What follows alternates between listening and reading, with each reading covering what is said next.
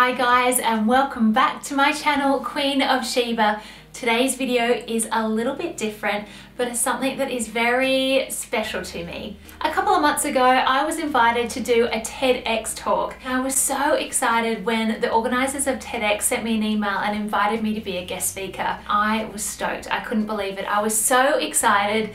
But then, like all of us, fear set in and I thought, there's no way that I can do this. For me, if something feels scary or it's making me nervous or feel anxious, it usually means that I'm on the right track and I have to go ahead and I have to just get over my fear, face the fear and do it anyway. And so I decided that yes, I will accept this invite to do a TEDx talk. It was very, very challenging for me. The process was amazing. I learned so much about myself in the lead up to that talk, and I felt really proud of myself that I put myself through that process because it's not something that everyone feels comfortable with. It was totally uncomfortable for me to do the TEDx talk, but I had to do it. I knew that I had to do it, so I just did it, and I had such a great time over there. I went through this whole roller coaster of different emotions in the lead up, and then when I got there on the day, I was nervous, but I was prepared, and I think that was the key thing, preparation, and just putting in the work, doing the work, and getting it done, and then feeling confident to stand on that stage and just tell my story. So that's what I tried to do. I had to search really deep, and I was like, what am I going to talk about? You only have like 12 minutes. What am I going to talk about? So what I decided to do my talk on was anxiety, fear, and facing the things in your life that scare you, make you nervous, make you anxious, and creating a fear project to get over those fears. So the subject of my TEDx talk was be the warrior, not the worrier. In doing the TEDx talk, I was very vulnerable and I was putting myself out there, and I think that's what you have to do in life, and it's all about living outside your comfort zone. So that's what I'm doing. I'm trying to practice what I preach. So I'm going to leave a link below to my TEDx talk. If you're interested, you can go and check it out and let me know what you think. I actually got to interview one of the guys that was a creator of the TEDx talk that I did, and his name is Richie, and he was just such a ball of energy. He was so much fun, a really cool, switched on guy, and so I wanted you guys to meet him because he's very inspirational, and he's just released a book that I think some of you guys might like to read. I hope you enjoyed this interview. I'm very blessed and fortunate that I get to meet some really cool people in my area of work and in my life, so I would love to do these kind of videos moving forward. So give me a thumbs up if you want me to do that. Let me know, leave a comment below. Hope you guys are very well. I hope you're happy and healthy, and I will speak to you guys soon. Hope you enjoy this video. Bye. Welcome back to my channel, Queen of Sheba. I am in New Jersey. Can you believe it? On the other side of the world in New Jersey. And I've just completed my TEDx talk. This is really the idea that I want to share today. It's all about creating a fear project. The things that worry you, make you anxious in your life, taking them head on and becoming a fear fighter. And I'm here with one of the creators of TEDx in New Jersey, Richie. You are a firecracker. Like, I have never met anyone with so much energy. So when I met Richie face to face, we've been dealing a lot on email and over Facebook, and when I met him, I got a copy of his book, which is amazing. But I wanted to bring him onto the channel and have a chat because you guys need to meet this guy. This guy is the dude.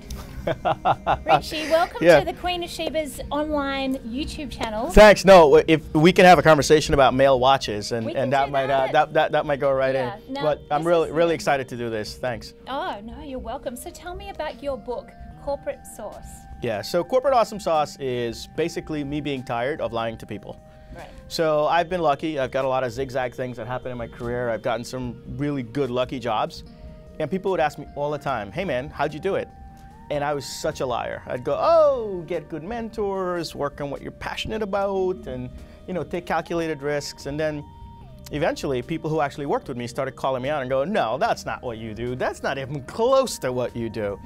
And I just figured, let me write a few things down. I put it out to some publishers and some friends on there, like, you know what, you need to write this because no other leadership book is actually telling what you're telling. Right. And so if my viewers were to go out and buy your book, what are the 3 messages that they would take away from after reading your book? So I think the first thing is counterintuition, right? So if you're running with the pack and you're playing by the rules, your odds are less. So you have to go in the opposite direction. An example of going in the opposite direction. I don't like to be mentored. I like to mentor people because I learn so much more from the mentoring process than being mentored, because you actually have to learn it twice to teach it, right? That's one of counterintuition. Second is, when I get a job, the first thing I try to do is to get fired. I do this all the time, and you have to get really good at it. There's points in the book as to how to not really get fired. But the problem is, when you get a job, the fear of being fired actually bullies your innovative mind into submission. So you have your good ideas, but you don't want to put it out there.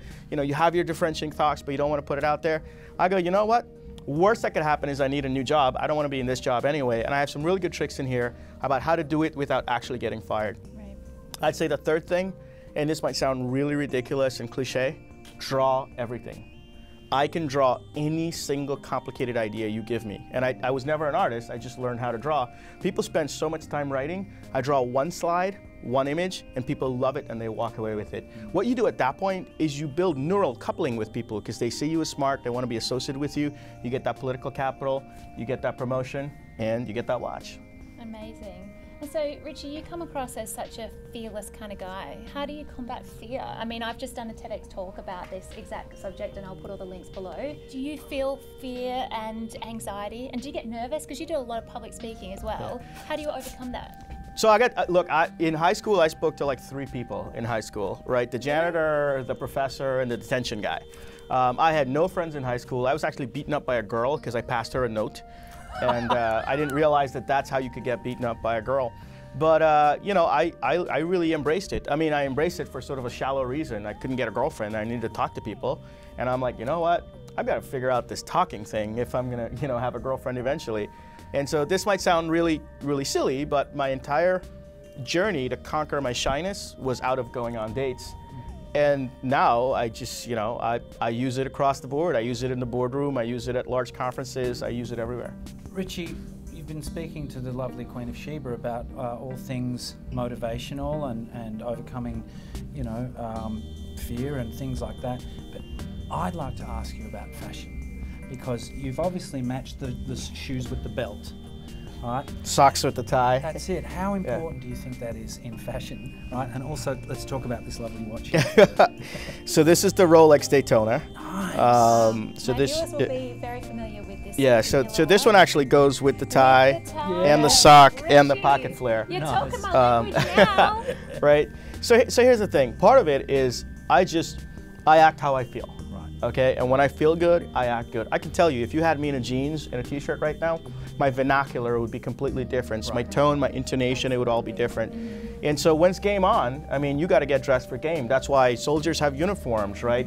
Stars have outfits that they play. When you rock out on stage, you don't dress like Bill Gates, right? That's right? So it's uniform. I mean, I look at it as, when I get up in the morning and I go to work, I'm not going to work to just punch the clock. I'm going to work to take stuff down. And I got to put on my uniform, and my uniform is a tight suit, nice tie, nice pocket flare, nice watch. Well, you look great, man. You got to get into character, absolutely. Yeah. That's pretty much it. I love it. Yeah. Thank you so much for coming on my channel. Thanks. I appreciate it. It's been amazing to meet you. Thanks for having me. I really appreciate it. Be sure to go and check out Richie's book, Corporate Awesome Sauce. I will link all the details below so you can go and grab it. And yeah, thank you again. It's been a pleasure. Thanks. Awesome.